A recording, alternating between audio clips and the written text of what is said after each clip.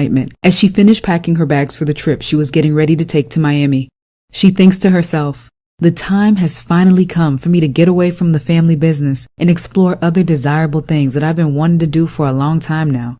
Even though she's leaving her family and will surely miss them all, she's grown up to be the kind of woman who would leave with no regrets. Abruptly, she hears some chatter outside her bedroom door that sounds like her father, Streetz, and her mother, Peaches, bickering about something. Nati runs over to the door to see what the commotion was about, when suddenly the door springs open before she could even get a chance to open it. She notices her father and mother standing there smiling, with a bit of sadness in their facial expressions. Her father slightly steps forward with his arms extended out as Nati rushed in to embrace him, wrapping her arms tightly around his neck. "Baby girl, the time has come for you to spread your wings and fly. Just remember to be safe, and if you need anything, don't hesitate to call us. Also, I'm gonna send some of the cleaners after you've settled in, just in case you need them, okay?" Nati nodded. "Thanks, Daddy. I love you." "I love you too, baby," he says. As she turned to her mother, she noticed the tears rolling down her face. "Baby girl, I guess this is it, huh? We are so proud of you," her mother said, reaching in to hug her as her father had. "You make sure you come home for family celebrations and holidays, and don't forget to call us. And don't think for 1 second that we're not coming down there to visit you. Also, give our best regards to your cousin, okay?" "Okay, love you, Mom," Nati said. "I love you too, baby girl," her mother responds, as the two hugged once more. Nati then turned to look at her father as he reached his hand out to grab hers.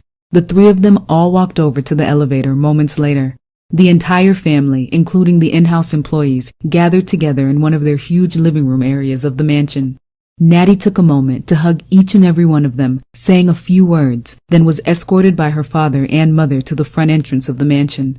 The doors suddenly opened, and Nati noticed a limousine waiting to transport her to the airport, where she would board the new private plane that her father had arranged through the family's real estate business.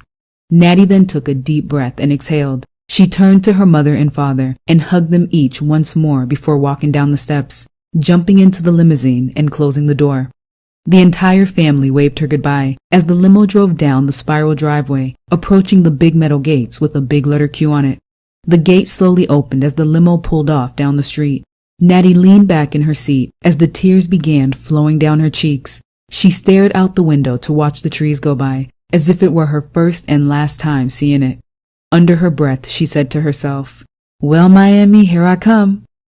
About 2.5 hours later, the airplane door opened and Nati exited the plane. She was greeted by her cousin Taylor, who was standing next to the limousine with a bottle of champagne and 2 glasses in her hands, anxiously waiting. "Hey, cuz, welcome back. How long are you staying this time?" Taylor said as the two women ran up to each other and hugged tightly. I missed you, cuz. And to answer your question, truthfully, I'm not sure how long I'm going to be staying. Shit, maybe for good. I just want to get a new start in life and do some shit on my own for a change," Nati said as they jumped into the limo.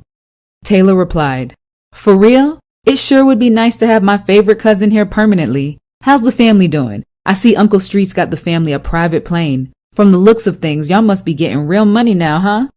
"Yeah, Dad's always doing something big. He bought the plane through the family's real estate company. We've expanded to California so he and Mom can fly back and forth. I didn't even know it until Mom told me right before I left," Nati said.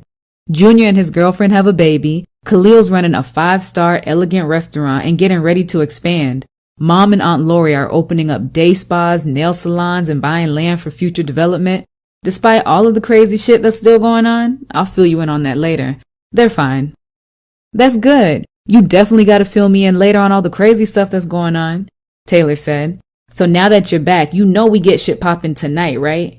"Hell yeah, cuz, but we need to go shopping first. That's mandatory," Nati answered. "That's what I'm talking about, girl," Taylor said, taking off her stiletto high heels, then pressing the button to lower their remote control divider. She locked eyes with the limo driver through his rearview mirror. "Take us to the mall." "Yes, ma'am," the driver said, as the limousine began pulling away from the plane and heading to the